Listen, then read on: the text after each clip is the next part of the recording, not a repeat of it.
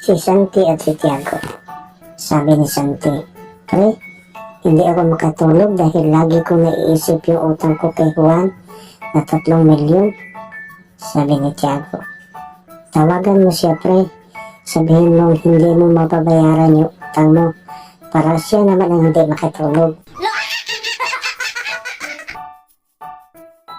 Si Bintok at si Kaloy. Sabi ni Kaloy, "Pre, ano pala ang gusto mong course kapag nag-aral ka?" Sabi ni Bintok, "Engineer, pre."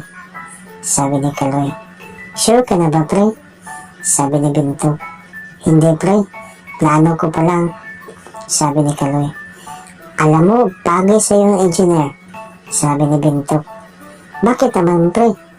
Sabi ni Kaloy, "Kasi magaling kang magplano eh."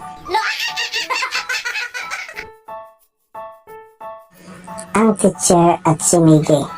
Sabi ng teacher, "Miggy, magbigay ng pangusap na may tayutay." Sabi ni Miggy, "Ang tatay ko ay nadapa." "Tayutay, tayutay."